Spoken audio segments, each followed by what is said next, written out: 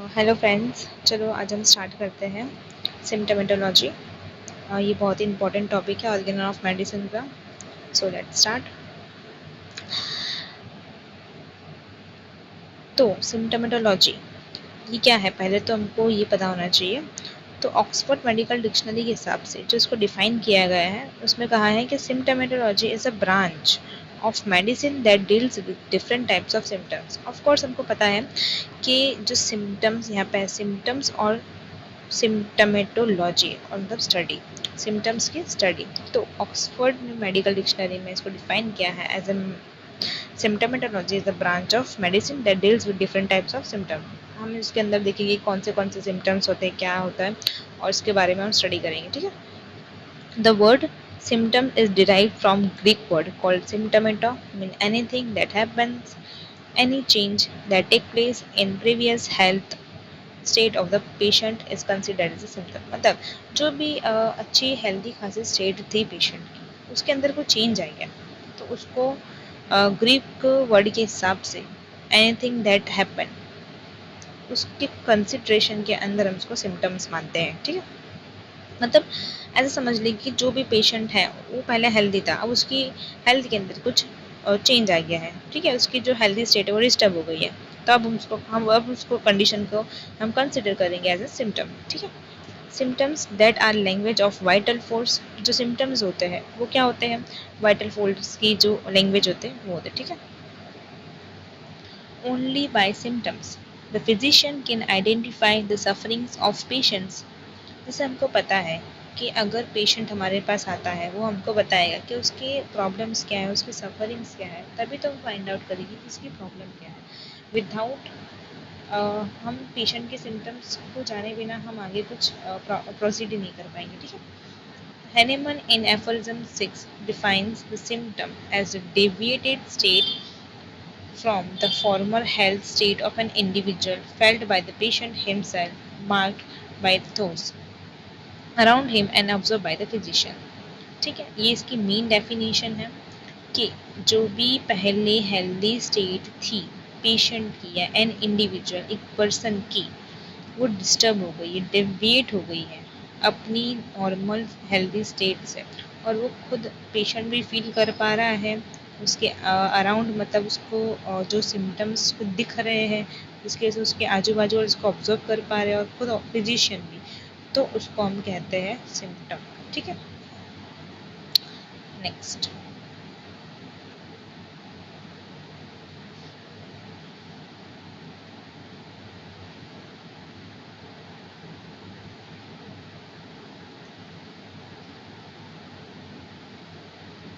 अब कैंट ने क्या बोला है सिम्टम्स के बारे में। Every symptom is indicative of deviation from normal healthy state. ठीक है।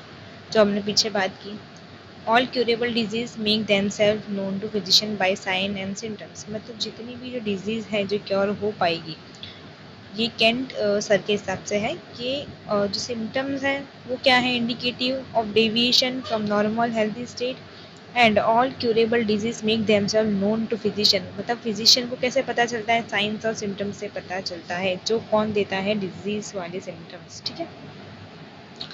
अब एच ए रॉबर्ट क्या कहता है, symptoms are the only expression of the disease state. अगर कोई पेशेंट डिजीज स्टेट में होगा तभी उसके सिम्टम हमको एक्सप्रेशन में मिलेंगे। ठीक है। स्टाउट क्लोज कहते हैं, symptom is an evidence of disease. अगर डिजीज होगी तो सिम्टम क्या है, उसका एविडेंस है। और change from healthy state, doctor Elizabeth क्या कहते हैं, symptoms to be homeopath are the language of the body expression is disharmony and calling for the similimum remedy. मतलब इसी लैंग्वेज में यही है कि बॉडी में वाइटल फोर्स डिस्टर्ब हो गई, जिससे डिसहार्मनी होगी, और डिसहार्मनी से हम जो similimum on the basis of totality of symptom देंगे, उसके हिसाब से जो भी होगा प्रॉब्लम डिजीज़ की वजह से बॉडी में, जिससे हमको सिम्टम्स मिलेंगे, उनके अकॉर्डिंग होम्योपैथ के लिए वही एक मेन लैंग्वेज होती है। ठीक है। Symptoms to the homeopath are the language of the body expression, it's disharmony and calling for minimum remedy. In the current content, the word symptom is used to signify where the subjective sensation felt by the patient example burning pain, stitching pain etcetera. Subjective sensation जो खुद patient feel कर पाता है। whereas the word sign used to explain observer made by the physician and also attendance for the patient। अब जो symptoms है वो तो खुद पेशेंट फील कर रहा है, अब जो साइंस है वो क्या है, जो खुद ऑब्जर्व हो पा रहे हैं किससे, फिजिशियन या जो अटेंडेंस है पेशेंट के साथ वो। जैसे एग्जांपल दिया है रेडनेस ऑफ आईज, ये हम फिजिशियन देख पाएंगे। Swelling of knees, Kernig sign in subarachnoid haemorrhage, जो हेमरेज रहेगा। Belt sign in Bell's palsy. syndrome is a term used to denote disease which। अब syndrome दिया है कि ऐसा, ये ऐसा टर्म है जो यूज्ड होता है किसको डिनोट करने के लिए, डिजीज को। With group of particular type of symptoms and sign, इसके अंदर हमको group of particular type of symptom and signs मिलेंगे। जैसे इसका एग्जाम्पल है एक्वायर्ड इम्यूनोडेफिशिएंसी सिंड्रोम, एड्स जिसको हम आज बोलते हैं। ठीक है, अब हम देखते हैं इंपॉर्टेंस ऑफ सिम्टम्स। सिम्टम्स की हमको क्या इंपॉर्टेंस है, तो symptoms are the only clues by which physician can identify the disease। अगर डिजीज दिखेगी तब फिजिशियन है वो आइडेंटिफाई कर पाएगा। It is the only way to study the deviated state of vital force. जैसे हमको पता है कि अगर वाइटल फोर्स डिस्टर्ब होगा तो उससे हमको क्या मिलेंगे, साइंस एंड सिम्टम्स मिलेंगे। ठीक है, so symptoms are called cries of vital force. Vital force रो रहा है ऐसा हमको बताएगा कौन, सिम्टम। क्यों, क्योंकि वो डिस्टर्ब है, वो भी हारमोनी में नहीं है, वो पूरा परफेक्टली काम नहीं कर पा रहा है। In the healthy condition vital force is maintaining function of the body in a perfect and harmonious manner. अभी मैंने आपको एक्सप्लेन किया। So health is a state. अब हेल्थ कैसे स्टेट है, where are the no symptom of any time, जिसमें कोई हमको सिम्टम नहीं मिलता, पेशेंट बहुत अच्छे से इंजॉय कर रहा है, एकदम सब हारमोनियस मैनर में अपनी बॉडी सारा फंक्शन अपने आप कर रही है। Health is negative state, whereas if vital force is deranged dynamically by dynamic miasmatic forces, it expresses its suffering in the form of symptoms। ये बहुत ही इंपॉर्टेंट लाइन है, आपको इतनी इंपॉर्टेंट लाइन बहुत ही अच्छे से देखनी है कि वाइटल फोर्स डिरेंज हो जाती है dynamically bye dynamic miasmatic forces, मतलब सोरा सिफिलिस साइकोसिस, जो फोर्सेस जो मायाजम हमारी बॉडी में होते हैं, उन फोर्सेस की वजह से अगर डायनेमिक डिरेंजमेंट होता है हमारी वाइटल फोर्स का, तो उससे क्या होगा, हमको सफरिंग्स मिलेगी, जो एक्सप्रेशन कैसे होगी, in the form of symptoms. ठीक है, symptoms can also be defined as the external manifestation of internal deranged vital force। So in disease state we have symptoms। तो अब डिजीज स्टेज में हमको क्या मिलेंगे, सिम्टम्स मिलेंगे। Disease is a positive state. अब पॉजिटिव स्टेट कहा है इसको, और हेल्थ को कैसे स्टेट कहा है, नेगेटिव स्टेट कहा है। ठीक है, negative state in the point of view disease. ठीक है, कि डिजीज नहीं है। ठीक है, डिजीज है मतलब पॉजिटिव स्टेट है। ठीक है, मतलब है उसके अंदर प्रॉब्लम चल रही है। ठीक है, thus intelligent physician tries to understand a disease by symptomatic study of the disease and not by formulating unnecessary theories। अब हमको डॉक्टर हैनेमन ने अलग से दिया क्यों है ऑर्गेनल में, क्यों, क्योंकि हमको अगर सिम्टम्स के नॉलेज होगी तभी हम पता कर पाएंगे कि इसका कॉज क्या है, डिजीज़ का कॉज क्या है, कौन से सिम्टम्स है।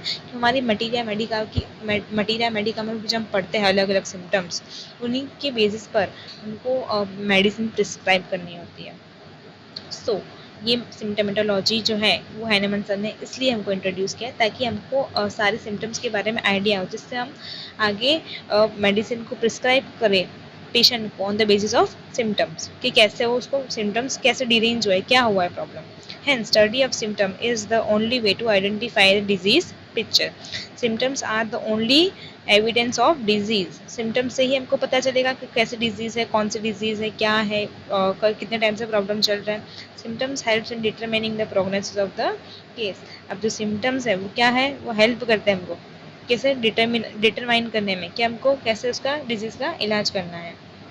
Symptoms helps in nosology disease, मतलब हमको पता चलेगा डिजीज कौन, nosological diagnosis of the disease, मतलब उस डिजीज का नाम क्या है। जैसे हमको पता है कि अगर कोई फीवर के पेशेंट रहते हैं उनको कैसे सिम्टम्स रहते हैं, जैसे कोराइजा, कोल्ड कफ, ऐसा जो फीवर के अलग सिम्टम्स, फीवर विथ कोल्ड के अलग सिम्टम्स रहते हैं। जैसे अलग अलग सिम्टम के लिए अलग अलग नाम दिया है, टीबी का अलग सिम्टम्स रहता है, तो उनके हिसाब से हमको पता चलता है कि कौन सी डिजीज चल रही है अंदर बॉडी के अंदर।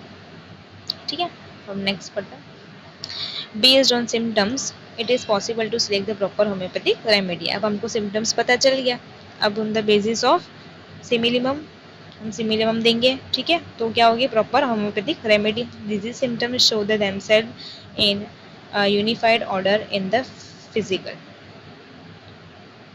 Mental and spiritual space. अब जो डिजीज रहती है वो अपने आप को कैसे दिखाती है, फिजिकल भी दिखाती है, मेंटल भी दिखाती है और स्पिरिचुअल स्फीयर पे भी दिखाती है। इसका कहना है एच ए रॉबर्ट, ठीक है।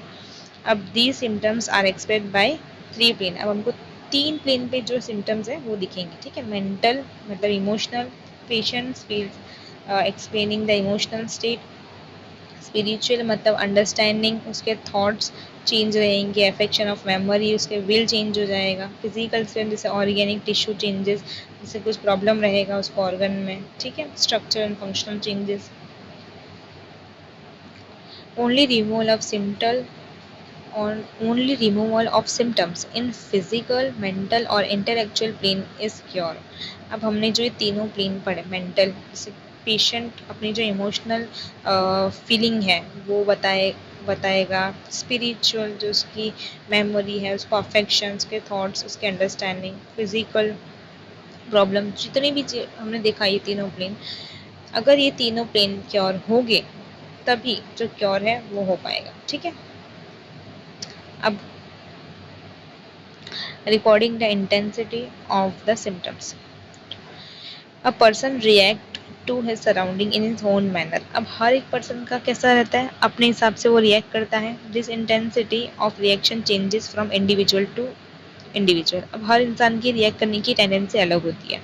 One person react too much to give to any given situation and other too little and another shows no reaction at all. अब कितने पर्सन ऐसे होते हैं जो बहुत ज़्यादा रिएक्ट करते हैं और कितने होते हैं वो बिल्कुल ही नहीं करते हैं, ठीक है। जैसे इसमें एग्जाम्पल दिया, when a teacher scolds an entire class of student for their ill behaviour, a group of students may feel sorry for it, the other group may over react, start crying for the mistake they did, whereas another group do not respond and may feel nothing at all, ठीक है। This type of different in reaction is noticed in different patient for each disease condition। अब ऐसे ही हमको patient में भी देखने मिलेगा कि कुछ पेशेंट रिएक्ट ही नहीं कर रहे, कुछ पेशेंट को ज़्यादा ही रिएक्ट कर रहे हैं। Each patient reacts to the disease in his own manner based on the condition। अब जो कंडीशन होगी पेशेंट की उस हिसाब से पेशेंट क्या करेगा, रिएक्ट करेगा। Based on the level of reactivity he develop the disease symptom. उसकी जैसे रिएक्टिविटी होगी मतलब वाइटल फोर्स, ठीक है, तो वैसे उसके डिजीज सिम्टम्स दिखेंगे हमको। अब नेक्स्ट देखते हैं, susceptibility and sensitivity of an individual plays an important role in the production of symptoms। अब जो susceptibility मतलब उसकी कितनी कैपेबिलिटी, मतलब इन शॉर्ट समझिए इम्यूनिटी, उसकी जो इम्यूनिटी होगी वो कितनी है, ठीक है। उसको सेंसिटिविटी, कितना रिएक्ट जल्दी करता है, ठीक है। Hyper sensitive patient exhibit symptoms in high sensitive even to normal. छोटी से छोटी बात पे ज़्यादा रिएक्शन देंगे, ठीक है। ऑन कॉन्ट्रारी उसके सामने दूसरे पर्सन कैसे होते हैं, sick person react to stimulus in very low level, as a result in them symptoms with very less intensity are seen, ठीक है। तो in selecting homeopathic remedy symptoms of more intensity are given more important. अब ऐसे में जो homeopathic remedy की selection है वो कैसे होगी, इसमें ज़्यादा इंटेंसिटी वाले सिम्टम्स हो गए तो उसको ज़्यादा इंपॉर्टेंस दी जाती है, ठीक है। अब इसमें भी हमको कैसा है, सिम्टम्स को हमको ग्रेडिंग देनी होती है। During the case taking process intensity of symptoms are indicated by the numbers 1 2 3 upper corner of each symptoms. अब हाई इंटेंसिटी वाले होंगे उनको 3 मार्क्स देंगे, जिससे मीडियम में आते हैं उनको 2 मार्क्स, और जो लेस इंटेंसिटी के होते हैं उनके 1 मार्क्स, ठीक है। इसमें एग्जांपल बहुत प्यारा दिया हुआ है, if a patient says he has severe throbbing type of headache, उसको बहुत ज़्यादा severe throbbing type of headache है, and this subjective feeling of throbbing is more severe intensity, physician क्या करेगा, उसको थ्रॉबिंग 3 वाला मार्क दे देगा, ठीक है। अब during analysis and evolution of case, जब केस देखेगा the physician gives much importance to this symptoms. अब जब वो केस को एनालाइज करेगा तब उसको ये सिम्टम्स ज़्यादा दिखेगा कि इसकी ग्रेडिंग ज़्यादा है। और कितने फिजिशियन ऐसा करते हैं कि प्लस ऐसे वाले मार्क्स से मार्क करते हैं, ठीक है। This they do instead of using numbers, ठीक है। अब इसका मतलब भी ऐसा ही होता है, ठीक है। जैसे एक प्लस हो गया तो कम, दूसरा प्लस, 2 प्लस हो गए तो मीडियम, 3 प्लस हो तो ज़्यादा, ठीक है। On the upper right corner of the symptoms ascending order of the severity of the symptom, ठीक है। अब हम डिफरेंट टाइप्स के सिम्टम्स देखते हैं होम्योपैथी में। यहाँ से बहुत इंपॉर्टेंट पार्ट स्टार्ट हो रहा है। तो पहला है कंप्लीट सिम्टम्स। अब every symptom has to be study in the whole extent to understand its meaning properly. अब हमको हर इन सिम्टम्स को कैसा अच्छे से पढ़ना होगा, अच्छे से समझना होगा, तो हमको उसकी जो अंडरस्टैंडिंग होगी, उसका मीनिंग होगा, अच्छे से पता चलेगा, ठीक है। Doctor Boenninghausen with his extensive research and experience has formulated this grand symptom. According to him, a symptom is called complete symptom. अब जो बोनी हुसैन थे उनके हिसाब से complete symptom क्या था? Only if it fulfills the following criteria. उसके अंदर following criteria fulfill होने चाहिए। Mainly आपको ये इतना याद रखना है कि क्या है, ठीक है। Mainly ये वाला ना ही याद रहेगा तो भी चलेगा, लेकिन यहाँ से हमको याद रखना है अकॉर्डिंग टू हिम क्या होता है complete symptom। तो उसके कुछ following criteria है। Every symptom told by the patient has to be elaborated entirely. हमको पहले तो जितने भी symptoms उसको सारे elaborate करने हैं, ठीक है।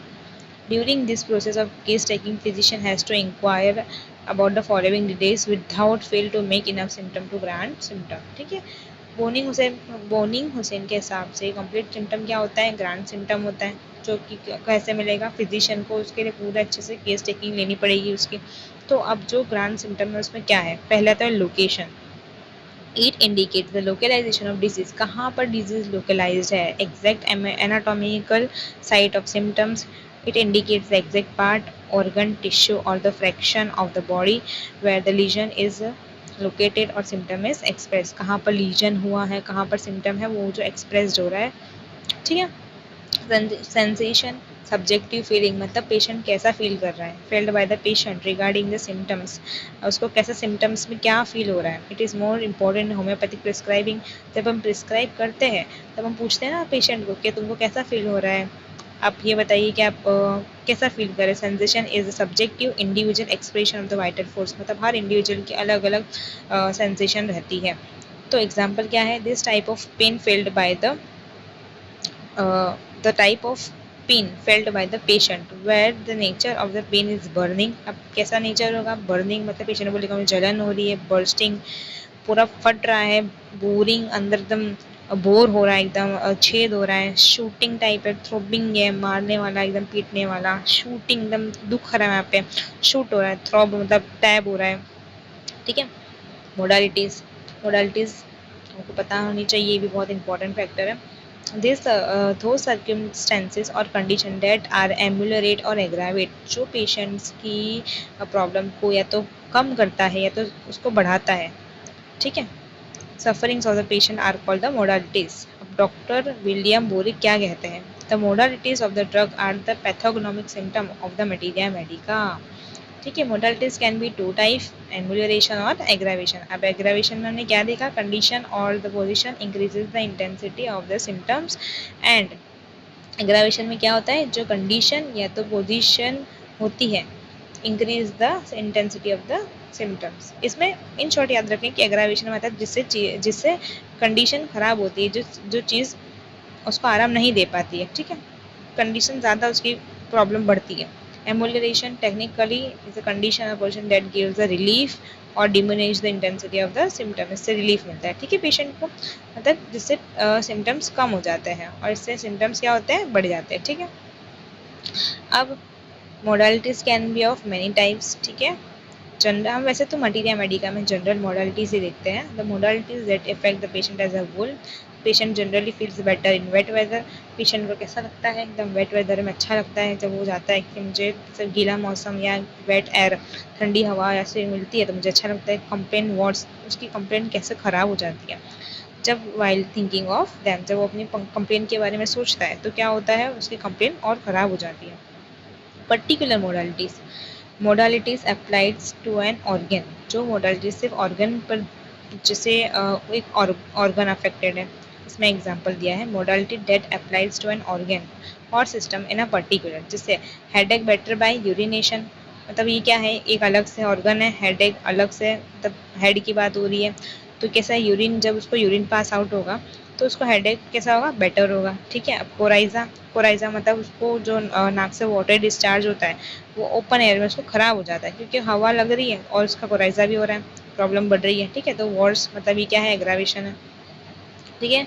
अब पोजिशनल मोडालिटीज, जिससे बॉडी की जो पोजीशन होती है, जिससे जिसके ऊपर पेशेंट रहता है, तो उसके हिसाब से सीवियरिटी ऑफ सिम्टम अल्टर हो जाते हैं। ठीक है। जिससे ब्रेथलेसनेस बता रहा है इसमें, ब्रेथलेसनेस एम्यूलरेटेड बाय सिटिंग, मतलब जो उसको सांस लेने की प्रॉब्लम है वो कैसे बैठने से ठीक हो रही है।